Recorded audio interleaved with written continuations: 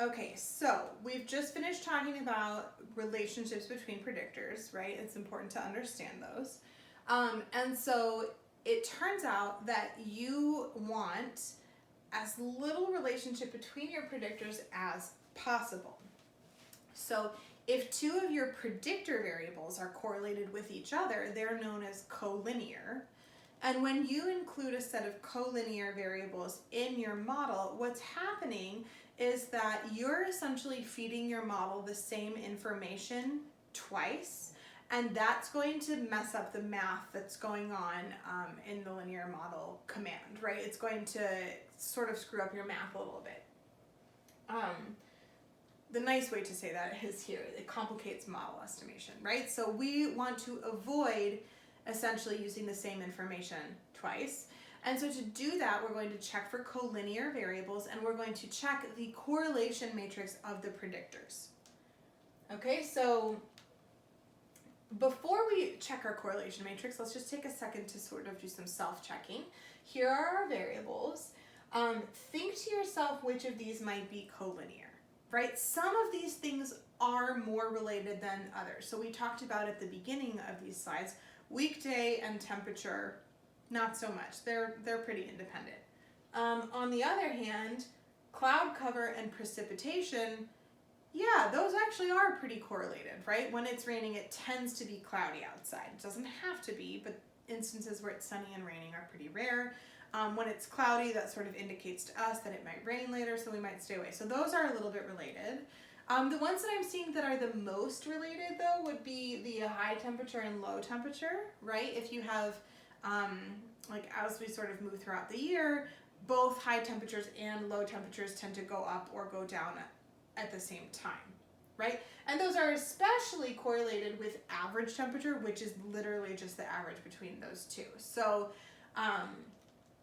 those first three are going to end up being very, very correlated. So let's go ahead and check the correlation matrix. Now notice that I've checked the correlation matrix for the first 6 variables here. That's because this correlation matrix is big and I wanted to only put these ones down. So you're looking for high values. Of course the diagonal is going to be 1 because that's just saying that high temperature is perfectly correlated with high temperature. So you can kind of ignore the 1s. But I am seeing some pretty high values, right? High temperature and average temperature have a 92 correlation.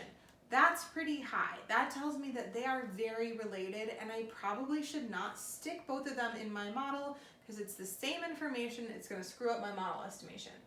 Average temperature and low temperature are also pretty highly correlated. Not quite as high, 0.9, but probably both of those I'm going to want to leave out. I'm seeing some, some positive correlations between the temperatures and the seasons, which I think makes sense, right? Summer's going to tend to have higher temperatures, fall's going to tend to have lower temperatures, but they're not quite as high as the temperature variable correlations. Let's look at the second half here. So let's see, I'm not seeing anything quite as high as 0.9. I wanted to look at precipitation and cloud cover. Even precipitation and cloud cover, which I think is a likely candidate for being correlated, they've only got 0.37 correlation. So even that one is pretty okay. So with your collinear variables, this is sort of maybe something that you should check before you even start sticking stuff into the model, right? It's sort of checking it, and then you're going to make decisions on what to even test based on this.